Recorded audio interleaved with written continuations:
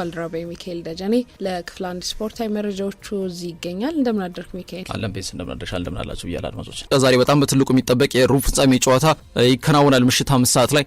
አሁን ኢትዮጵያ ዋንጫን ያሳካ ኮንፌዴሬሽን ላይ ሲወክለን እንደቆየ የሚታወቅ ጉዳይ ነው ባለፉት 3 ዓመታት ላይ ማለት ነው። የአምናው የሲዳማ ቡና እስከ ካስ የደረሰው ውዝግብ ወደ ባርማዶ ጉዳዮች አቀናን። ያው የዓለም ዋንጫ ዛሬ በጣም በትልቁ የሚጠበቅ የሩብ ፍጻሜ ጨዋታ ይከናወናል ምሽት 5 ሰዓት ላይ በፈረንሳይና እንዲሁም ደግሞ በሞሮኮ መካከል ማለት ነው። ይህ ጨዋታ በጣም በትልቁ ይጠበቃል። ብዙዎች ከ4 ዓመት በፊት 2022 ላይ ሞሮኮና ፈረንሳይ በግማሽ ፍጻሜ ጭምር ተገናኝተው እንደነበር የሚታወስ ርዕሰ ጉዳይ ነው። በዛ ሂደት ደግሞ ፈረንሳይ ጨዋታውን በጠባብ ውጤት አሸንፋ ወደ ፍጻሜ ማለፍ የቻለችበት ሂደት ተፈጥሮ እንደነበር ይታወቃል። የፈረንሳይ ብሔራዊ ቡድን በአጠቃላይ በዚህ የውድድር ምዕራፍ ላይ በዓለም ዋንጫው ላይ ማለት ነው ምድባቸውን በምን አይነት እንዳጠናቀቁ የሚታወቅ ጉዳይ ነው። ለዓለም ዋንጫውም በቅድሚያ ግምት ከሚሰጣቸው ሀገራት መካከል ይጠቀሳሉ። በአጠቃላይ እስካሁን ባደረጓቸው መርሃ ግብሮች የተቆጠረባቸው የጎል መጠን 2 ብቻ ነው። ከሴኔጋል ጋር ባደረጉት የምድብ ጨዋታ 3-1 ሲያሸንፉ 1 ጎል፣ ከዛ ውጪ ኖርዌይን 4-1 ሲያሸንፉም ያው 1 ጎል ለተቆጠረባቸው ይታወሳል። ከዛ ውጪ መረባቸውን ከሁለት ጎል በላይ እንዲቆጠርባቸው አልፈቀዱ ማለት ነው። ከዛ ውጪ በስዊድንም እንዲሁ 3-0 ውጤት በማሸነፍ የቅድመ ጥሎ ማለፋቸውን ካጠናቀቁ በኋላ በጥሎ ማለፍ ደግሞ ፓራጓይን በጠባብ ውጤት በጣም የተቸገሩበት ጨዋታ ነበረ። ይሄ የፓራጓይ በጣም ሎ ብሎክ ላይ መሰረት ያደረገ ብቻም ሳይሆን ለአቻ ብቻ የገባ ቡድን በየትኛው መስፈርትና ስሌት ሳጥናቸው ውስጥ ኳስ እንዲገባ የማይፈቅዱ አይነት የፓራጓይ በጣም ዱላ ቀረሽ ሊባል ይችላል። ከኳስ ውጪ የሚጎነጥሉ የሚጋፉ ታከላቸው በጣም ከባድ የሆኑ ተጫዋቾች ነበር ያሉት ፓራጓይ ከፈረንሳይ ሲጫወቱና ፈረንሳይ በጠባብ ውጤት ነው ጨዋታ ያሸነፈችው። ኪሊያን ምባፔ በዚህ ዓለም ዋንጫ ላይ 7 ጎሎችን አስቆጥሯል። በከፍተኛ ጎል አስቆጣሪ ላይ 2 ያጃ ላይ ተቀምጦ ይገኛል ከሊዮኔል ሜሲ 1 ጎል ዝቅ ብሎ ማለት ነው። በምንጊዜም ከፍተኛ ጎል አስቆጣሪ ላይም እሱን በቅርብ ርቀት እየተከተለ ነው የሚገኘው ኪሊያን ምባፔ። በዛሬውም ጨዋታ ልዩነት ሊፈጥር የሚችልበት ድል በጣም ከፍተኛ ስለመሆኑ መናገር ይቻላል ማለት ነው።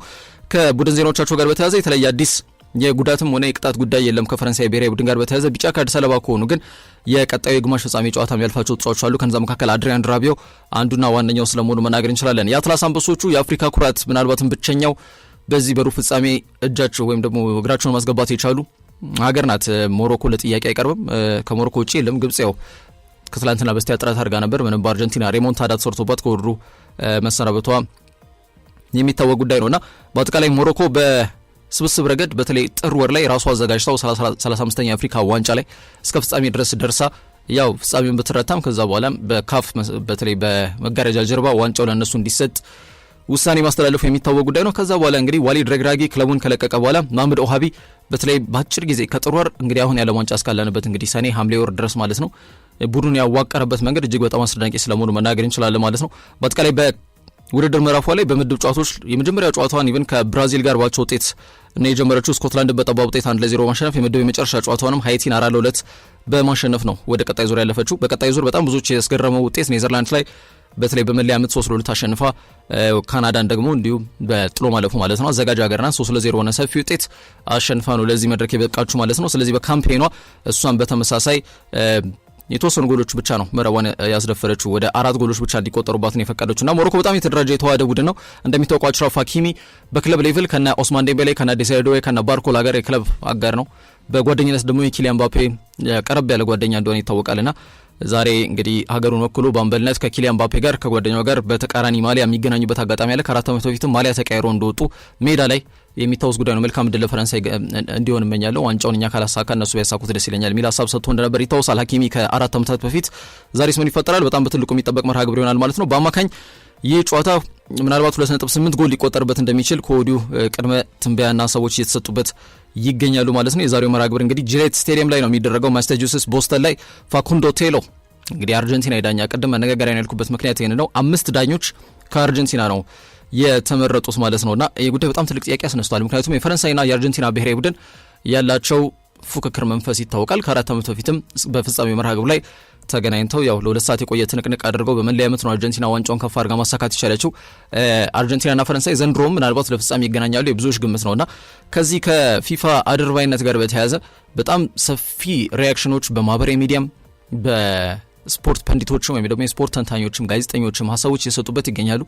ምክንያቱም አርጀንቲና ላይ ፌቨራይቲዝም ባያስድ የሆኑ ነገሮች ወይም ደግሞ እንደው ነገሮችን አልጋ ባልጋ ለማድረግና ቀላል ለማድረግ እየተሞከረ ይገኛል የሚል በጣም ትልቅ የሴራ ንድፈ ሀሳብ እየተጠነሰሰ ይገኛል። ፊፋ ላይም ጣቶች እየተቀሰሩ ነው። ጂያኒ ኢንፋንቲኖ ጥፍራቸውን ሲበሉ ታይተዋል። ለምሳሌ በሊዮኔል አንድሬስ ሜሲ የፍጹም ቅጣት ምቱን በሳተበት አጋጣሚ።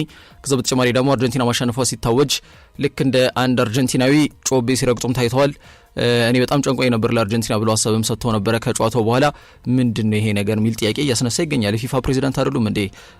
እንዴት ነው ገለልተኛ ተቋምን እየመሩ ባለበት ሁኔታ ላይ እንደዚህ አይነት ሀሳቦች የሚሰጠው? ፕላስ የዳኝነት ሂደት ላይ በጣም ትልቅ ጥያቄ እየተነሳ ይገኛል። ይህ በእንዲህ እንዳለ ይሄ ሁሉ ባለበት ሁኔታ ፈረንሳይ ዘንድሮ ለዓለም ዋንጫ የምትጠበቀው ሀገር ናት። በዛ ሂደት ላይ አምስቱም ዳኞች ቪኤአርም አራተኛ ዳኛ ከአርጀንቲና የተሰየመበት አጋጣሚ ትልቅ ጥያቄን እያስነሳ ይገኛል። ፈረንሳይ ዛሬ በተሸነፍ ዳኛ ላይ ሊሳበበው የሚችለው ቤዝ ምክንያቱም አምስት ዳኛ ከአንድ ሀገር በተለይ ደግሞ ኮምፒቲሽን ውስጥ ካለች ሀገር አርጀንቲና ስለሆነች ብቻም አይደለም። በነገራችን ላይ ለምሳሌ ሌሎች በዚህ በሩብ ፍጻሜ ውስጥ ያሉ ሀገራት ማንኛውም ሊሆን ይችላል ማለት ነው። ስፔን ልትሆን ትችላለች፣ ቤልጂየም ልትሆን ትችላለች። ሌሎችም ሀገራት ላይ የሚሳተፉ ሀገራት ላይ መሰረት ያደርጉ ዳኞች አምስቱም ከዛ መምረጥ የለበትም። ለምሳሌ ከትላንትና በስቲያ አርጀንቲና ጨዋታዋን ስታደርግ ከግብጽ ብሔራዊ ቡድን ጋር ፈረንሳይያን ዳኞች ናቸው የዳኙት። መሀል ዳኛው ፍራንኮይስ ሌቴክሴ ፈረንሳይ ነው። ቪአር ላይ የተሰየመው ዳኛ ፈረንሳይ ነው። ግን አሲስታንት ሬፈሪ ደግሞ የሚባል አሲስታንት ቫር ሬፈሪ የሚባል አለ። ቫርን የሚያግዝ ማለት ነው። እሱ ደግሞ ከቤልጂየም ነው የተመረጠውና ቢያንስ መቀላቀል አስፈላጊ ነው። ቢያንስ እንደዚህ አይነት መላምት ሀሳቦች እንዳይነሳ ያስገድዳልና ዳኝነቱ የሚጠበቅ ነው የሚሆነው። ፋኩንዶ ቴሎን ጨምሮ 5 ዳኞች ከአርጀንቲና የዛሬውን ጨዋታ ይመሩታል። ቤስ ያው ዛሬ ከጥቂት ደቂቃዎች በኋላ ብዙዎች ይጠብቁታል። የኢትዮጵያ ዋንጫ በአበበ ቢቂላ ስቴዲየም ሊከናወን ነው የሚሆነው። ከዚህ ጨዋታ ጋር በተያያዘ እየተነሱ የሚገኙ የቡድን ዜናዎችም እንዲሁም ዳኝነቱ ጋር በተያያዘ ይፋ የሆኑ ዳኞች አሉ። ዳኞች ማን ናቸው? ከዚህ በፊት የዳኝነቱ ጨዋታ ምን ይመስላል የሚሉትና ተያያዥ ጉዳዮች ምን መለከት ይሆናል። ምናልባት በእግር ኳስ ደረጃ የመጨረሻው ጨዋታ ነው በዚህ ዓመት።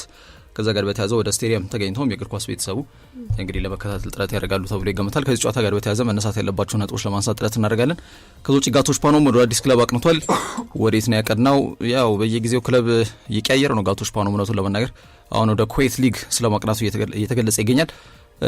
እናነሳለን እነሱ ነገር በመረጃ መልኩ ማለት ነው። ከዛ ውጭ ዛሬ ዓለም ዋንጫ ይቀጥላል። ሞሮኮ ከፈረንሳይ ይሄ ይጠበቃል። ግን ዳኝነቱ ላይ በእግር ኳስ ታሪክ ታይቶ በማይታወቅ መልኩ 5ቱም ዳኞች ከአርጀንቲና ነው የተመረጡትና ፊፋ አሁንም ይሄ ዶሴና ሸፍጡ ወይም ደግሞ ወገንተኝነትን ለአንድ ቡድን እያሳየ ነው የሚል ኮንስፓይሬሲ ቲዮሪ ይሄ ሴራ ንድፈ ሀሳብ እየተነሳበት ይገኛል ከተቋሙ ጋር በተያያዘ እንዴት ከአንድ ሀገር ይህን ሁሉ ምክንያቱም አርጀንቲና ኮምፒቲሽን ውስጥ አለቻ። ኮምፒቲሽን ውስጥ ያለ ሀገር ላይ 5ቱንም ዳኛ ከዛ መምረጥ ተገቢ አይደለም እና መቀላቀል ያስፈልጋል። ካልታጣ ዳኞች የብራዚልም የፔሩም ምንም መቀላቀል ይቻላል። ፊፋ ይህን ነገር መወሰኑ በጣም በትልቁ ጥያቄ እያስነሳ ይገኛል የሚለውን ነገር አንስተን እናልፋለን።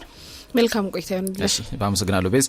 ኢትዮጵያ ዋንጫን እናነሳለን። የኢትዮጵያ ዋንጫ እንግዲህ ከተቋረጠበት በአዲስ መልኩ እንግዲህ በኢትዮጵያ እግር ኳስ ፌዴሬሽን ስር እየተከናወነ እንደነበር የሚታወስ ጉዳይ ላለፉት 3 ዓመታት በዛ መንገድ ሲቀጥል ቆይቷል።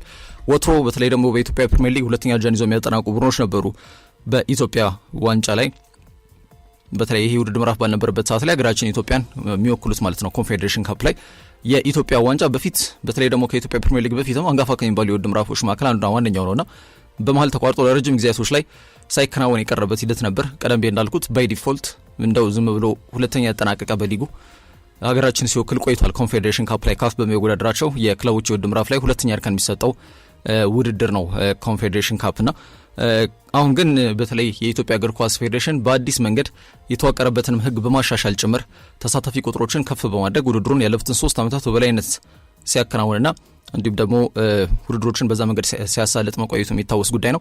ውድድሮቹ መጠን ከፍ አድርጎታል ስል በተለይ ተሳታፊ ቡድኖች ቁጥር ጋር በተያያዘ የከፍተኛ ሊግም እንዲሁም ደግሞ የአንደኛ ሊግ ተሳታፊ ቡድኖችን በዚህ የኢትዮጵያ ዋንጫ ላይ እንዲሳተፉና ራሳቸውን እንዲያሳዩ አቅማቸውን እንዲያጎለብቱና ተጫዋቾችን እንዲያስመልምሉ ፕላስ ለዋንጫም ያው ያላቸውን አቅም በሚገባ ለመጠቀም ጥረት እንዲያደርጉ መንገዶችን ከፍቷል። ይሄ በጣም በትልቁ የሚነሳው መልካም ጉዳይ ነው። ከዛ ውጪ ራሱን የቻለ አዲስ ዋንጫም እንግዲህ ተዘጋጅቶለት ሀገራችን የሚወክለው በተለይ ኮንፌዴሬሽን ላይ ሁለተኛ የሚሆነው ተትቶ አሁን ኢትዮጵያ ዋንጫን ያሳካ ኮንፌዴሬሽን ላይ ሲወክለን እንደቆየ የሚታወቅ ጉዳይ ነው ባለፉት 3 ዓመታት ላይ ማለት ነው። የአምናው የሲዳማ ቡና እስከ ካስ የደረሰው ውዝግብ ይታወሳል። ሜዳ ላይ ሲዳማ አሸንፎ ለወላይታ ዲቻ በጀርባ ያው እርግጥ ነው ሕግን መሰረት ባደረገ መንገድ አልተንቀሳቀሱም በሚል ነው እነሱም ፍትሐ ብሔር ጋር ሲመላለሱ ያው በዋነኝነት ስፖርትን ገላጋይ ፍርድ ቤት ላይ ብቻ መሰረት ያደረገ ጉዳይ በተለይ ጊዜያቸውን አጥፍተዋል ወደ ፍትሐ ብሔር በማቅረት የስፖርት ገላጋይ ፍርድ ቤት ላይ በጊዜ ቢሄዱ ምናልባት ነገሮች ሊቀየሩ ይችሉ ነበር። ለማንኛውም ወላይታ ዲቻም ነው ወክሎ እንደነበር ይታወቃል። ከዛ ፊት የመጀመሪያው እንደም የኢትዮጵያ ዋንጫ ውድድር ምዕራፍ ኢትዮጵያ ቡና ወክሎ እንደነበር የሚታወስ ርዕሰ ጉዳይ ነው ማለት ነው። ዛሬ ደግሞ ያው ኦሬዲ ተረጋግጧል። ምክንያቱም ሲዳማ ቡና ከወልዋሎ አዲግራት ዩኒቨርሲቲ ነው ጨዋታቸውን 5 ሰዓት ላይ የሚያደርጉት። ታዲያ ከዚህ መርሃ ግብር ጋር በተያያዘ ያው ኮንፌዴሬሽን ላይ ማይወክለናል የሚለው ቀደም ተብሎ የታወቀ ጉዳይ ነው። ምክንያቱም ሲዳማ ኦልሬዲ ፕሪሚየር ሊጉን ከፍ አድርጎ አሳክቷል። 2002 ላይ ነው የመጣው የክለብ ከ14 ዓመታት ቆይታ በኋላ 2016 የኢትዮጵያ ፕሪሚየር ሊግ ለመጀመሪያ ጊዜ በታሪካቸው ከፍ አድርጎ አሳክተውታል። ያንን ተከትለው ትልቅ ወርከን ሻምፒየንስ ሊግ ይጠብቃቸዋል። እዛ ላይ ሀገራችን ይወክላሉ ማለት ነው። ይህ በእንዲህ እንዳለ ግን በኢትዮጵያ ዋንጫ የፍጻሜ ተፋላሚ የሆነው ወልዋሎ ዓዲግራት ዩኒቨርሲቲን እድሉን ያው ለሱ ይሰጣል ማለት ነው። ያው ኮንፌዴሬሽን ላይ አሸነፈም ዛሬም ተሸነፈም መወከሉ የማይቀር ይሆናል። ይሄ ደግሞ ለክለቡ በተለይ ደግሞ ከዚህ ከገቢ ጋር በተያያዘ ካፍ የሚያደባቸው መደቦች አሉና ተሳታፊ ለሆኑ ቡድኖች ጠንከረው እንደው ዳጎስ ያለ ገንዘብ የሚያገኙበት አጋጣሚ ከፍተኛ እንደሚሆን ከወዲሁ መናገር እንችላለን ማለት ነው። የ2018 የፍጻሜውን የዚህ የኢትዮጵያ ዋንጫን ጨዋታ በአዲስ አበባ ስቴዲየም ነው የሚከናወነው እንግዲህ ዛሬ ማለት ነውና ረፋድ 5 ሰዓት ላይ ጨዋታ ይደረጋል። ዋናው ዳኛ ዳንኤል ታገሱ ነው። አንደኛው ዳኛ ፋሲካ ያላሸት፣ ሁለተኛው ዳኛ ሙስጠፋ መኪና፣ አራተኛው ዳኛ ሄኖክ አበበ መሆናቸውን የኢትዮጵያ እግር ኳስ ፌዴሬሽን ይፋ አድርጓል። ስለ እያንዳንዱ ዳኛ መጠነኛ ሀሳቦችን ለመስጠት ያክል ዳንኤል ይታገሱ ወልዋሎ ዓዲግራት ዩኒቨርሲቲ በግማሽ ፍጻሜው መዕላስ ባንደርታን ሲራታ የጨዋታ ዋና ዳኛ ነበሩ። ሄኖክ አበበና ሙስጠፋ መኪ እንዲሁም ፋሲካ ያላሸት ደግሞ ሲዳማ ቡና ኢትዮጵያ መድንን የረታበት የኢትዮጵያ ዋንጫ የግማሽ ፍጻሜ ጨዋታ መርተዋል። ሄኖክ አበበ ሲዳማ ቡና በኢትዮጵያ ዋንጫ ካደረጋቸው 4 ጨዋታዎች መካከል በ3ቱ ተሰይሟል። በሁለቱ ዋና ዳኛ ነበር፣ በአንዱ ደግሞ አራተኛ ዳኛ ነውና ተደጋጋሚ በሆነ መንገድ ስሙ እየተያዘ የሚገኝ ዳኛ ነው ማለት ነው። እንግዲህ ሲዳማ ቡና በተሳተፈባቸው ድምራፎች ላይ ስሙ እንዳለ መናገር እንችላለን። ዳንኤል ታገሱ በፕሪሚየር ሊግ ወልዋሎ ዓዲግራት ዩኒቨርሲቲ በ4 ጨዋታዎች መርቷል። በዛ ሂደት ቢጫዎቹ ወይም ደግሞ ያው ወልዋሎ ዓዲግራት ዩኒቨርሲቲ ማለት ነው በአንድም ጨዋታ ላይ አልተሸነፉም። 3ቱን አሸንፏል፣ አንዱን ባቻ ውጤት ነው ያጠናቀቁት። ሲዳማ ቡና በዳንኤል ታገሱ የዋና ዳኝነት መሪነት የ4 የሊግ ጨዋታዎችን አድርጎ አልተሸነፉም። 2ቱን አሸንፈው 2ቱን ባቻ ውጤት ነው ያጠናቀቁት። ረዳት ዳኞቹ ሲዳማ ቡናን በ2 የሊግ ጨዋታዎች አንድ ላይ ተሰይመው መርተዋል። በሁለቱም ሲዳማ ቡና የተሸነፈበት አጋጣሚ ይጠቀሳል። ዳንኤል ታገሱ ከሙስጠፋ መኪና ፋሲል የኋላሸት ጋር በተናጠል ሆነው በመሯቸው የወልዋሎ ዓዲግራት ጨዋታዎች አቻ የተጠናቀቁበት አጋጣሚ እንዳለ መናገር እንችላለን። ዛሬ ረፋድ 5 ሰዓት ላይ እንግዲህ አዲስ አበባ ስቴዲየም ላይ የጨዋታ በጣም በትልቁ ተጠባቂ ስለመሆኑ መናገር እንችላለን ማለት ነው። ከዛ ውጪ ጋቶች ፓኖም ወደ ኩዌት ሊግ አቅንቷል። ያው አንጋፋ ተጫዋች ነው ጋቶች በኢትዮጵያ ብሔራዊ ቡድን የዋሊዎቹ ማንበል ጭምር እንደሆነ ይታወቃል። የሳውዲ አረቢያውን አልአረቢ ክለብ ቆይታውን ካጠናቀቀ በኋላ ኩዌት ሊግ መምራቱ ተረጋግጧል። ኦልሞስት በየአመት ማጋነን ካልሆነብን ነው እንጂ በተለይ እዚህ ባህረ ሰላጤ ወደ ኢራንም አቅንቷል። ወደ ተለያዩ ሊጎች እያቀና ያው ተሳትፎ እያደረገ ይገኛል ጋቶች። ይህንን ክለብ አልፋሂል የተባለ ክለብ ነው የተቀላቀለው። እንግዲህ በይፋ ምናልባትም ደግሞ በውድድር ዘመኑ 10 ክለቦች ብቻ የሚጫወቱበት የኩዌት ሊግ ውስጥ ነው ያመራው ማለት ነውና እዛ ክለብ ውስጥ የሚጫወት ሁለተኛ የውጭ ሀገር ተጫዋች አድርጓል ጋቶች ፓኖምን።